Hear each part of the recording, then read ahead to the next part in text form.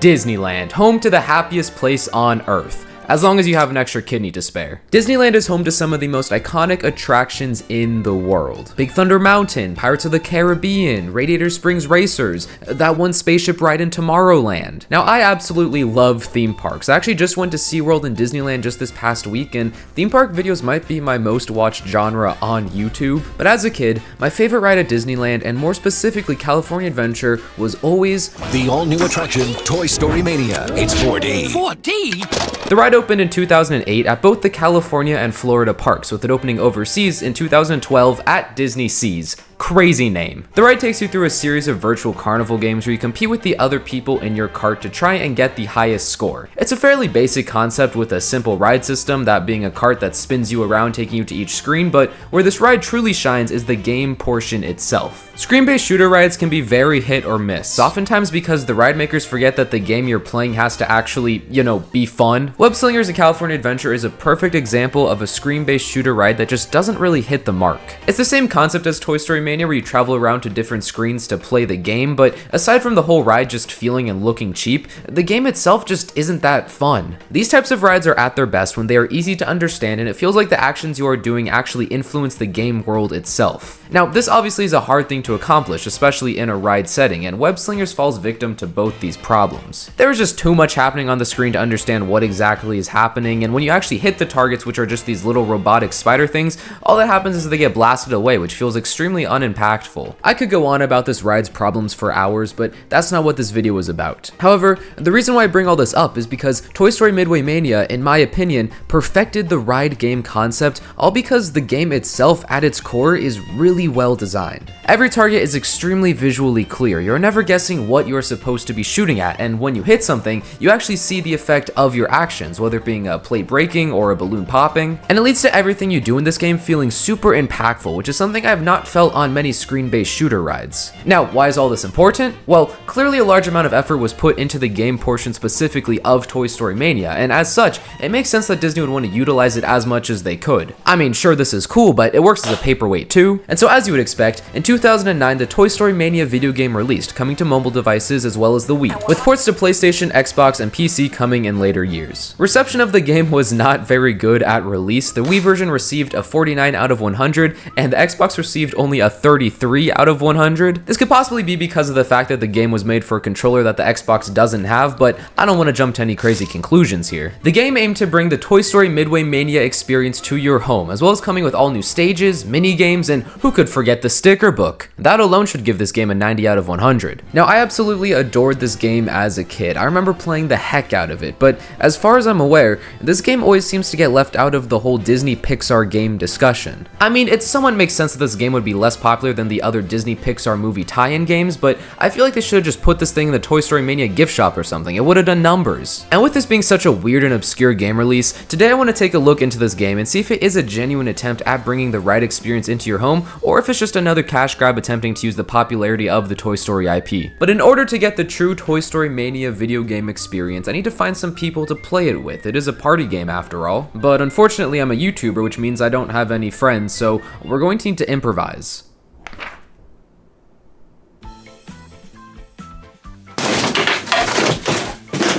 Hey, Iris, nice to meet you. You know there's a handle.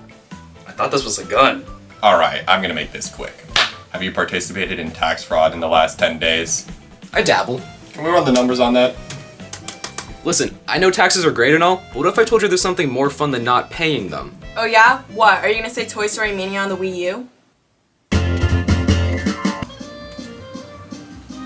I got 95. The story of this game, that's right, this game has a story, is the toys are setting up a carnival while Andy is gone for the day, which is the same story as the ride, so that's pretty neat. The game has two main modes to choose from, that being story and free play, with story mode being selections of games that you play all in a row, similar to how the ride works, and free play basically being the same except you get to choose which games you play. Now, one thing I think this game does super well is its art style. I'm not saying it has super advanced graphics or anything, I mean, we're looking at the same game here, but everything feels so cohesive here, as they really went all out on making this whole game feel like it truly is just a bunch of toy playsets that you're looking at. When you're selecting which story mode mission you want to play, you click on these little model tents, and when you're actually in the game, everything is held up by these little sticks or looks like little cardboard cutouts. This game goes all in on making this game feel like the toys are just putting on some sort of carnival game, and it stood out to me a ton while playing this game. But that all means nothing if the gameplay itself isn't good, so I think it's time to give it a try. What is this? You have to put in your name. Your name is IRS?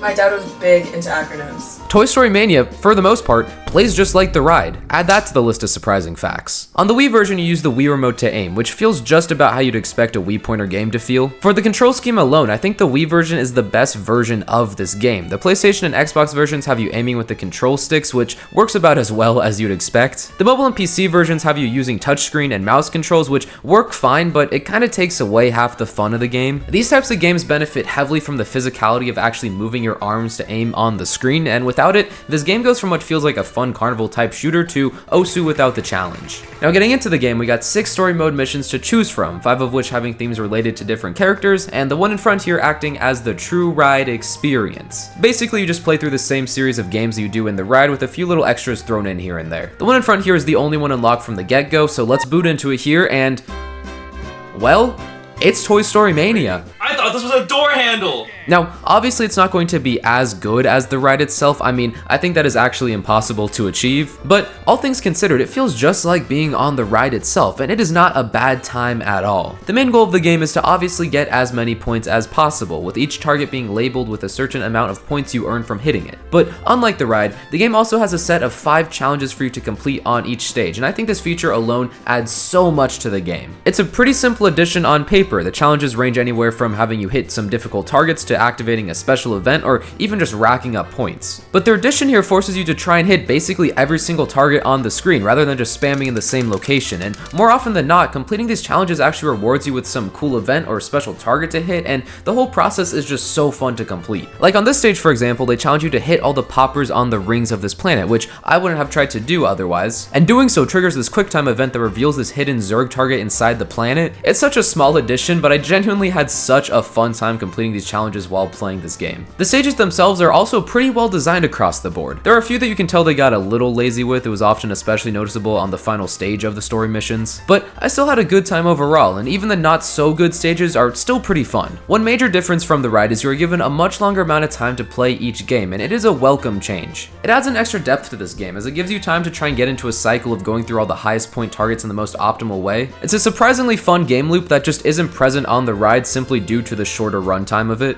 But one thing I don't like about this game is the motion controls. Man, I miss when I was happy. When was that? Before I knew this game had motion controls. The game will randomly throw up these prompts to move the controller in a certain way while you are playing the game to activate some special event or rack up points. Now, this is to be expected from this era of gaming. This is when the Wii was the hottest thing on the market, and nobody wanted to play a game if there wasn't a risk of sending the controller through the TV screen. However, in this game specifically, I found the implementation of the motion controls only really served to throw off the pacing of the game more so than anything else. You'll be in the middle of aiming, trying to hit all the targets, and suddenly this thing pops up, which basically means you have to put a pause on the entire game, as you can't aim while you're trying to shake the remote. And even worse, the Wii is not perfect at tracking your cursor. You normally have to spend a second or two trying to get the sensor bar to pick up the fact that you're aiming at it. So sometimes you'll shake your remote and activate a special target that is only available for a few seconds, and by the time you finally get your cursor recentered, the target is already gone. Give me your cup. Now, I understand that it is way too much to ask of a Wii game to not include motion controls in any way, but the other half of this game that I'll talk about in a second almost entirely relies on motion controls. So it would have been nice if they could have just been left out of this portion of the game. Running through all the different story missions here, we of course have the default mixed theme one, but the other 5 are all based on different games from the ride. That being the egg toss, balloon pop, plate break, rings, and just plain old targets. It's pretty cool because even though half of this game is just the same concept of shooting targets with pointer controls, the fact that they each have a different target type helps us shake up the gameplay a bit. Now, one thing that I thought is interesting is that in the Toy Story Mania ride, they have this volcano theme for the balloon pop section. However, in the game, they went with a Bo Peep theme. Now, at first I thought this was just some weird choice by the developers, but as it turns out, the Bo Peep game is actually what the ride initially opened up with and was later updated to feature the new characters from Toy Story 3, hence why we have the volcano theme now. And I think this is super neat because it makes this game a cool little preservation piece of the original ride, because if the Bo Peep game wasn't wasn't here, it would have just been lost to time. But touching on what I said earlier about this only being half of the game, the actual ride-inspired part of this game only makes up about half of the experience, with the other half being these quick mini-games that range anywhere from, oh, that was pretty cool, to I would rather gouge out my eyes than play this. These mini-games make up a good chunk of your playtime in this game, and for the most part, they are decently fun. A majority of them, surprise surprise, use motion controls, but their use here actually makes sense. This game, for example, you are shooting hoops, so you move your hands to throw the basketball, and this one you're fishing, so you use the controller like a fishing rod, and this one you,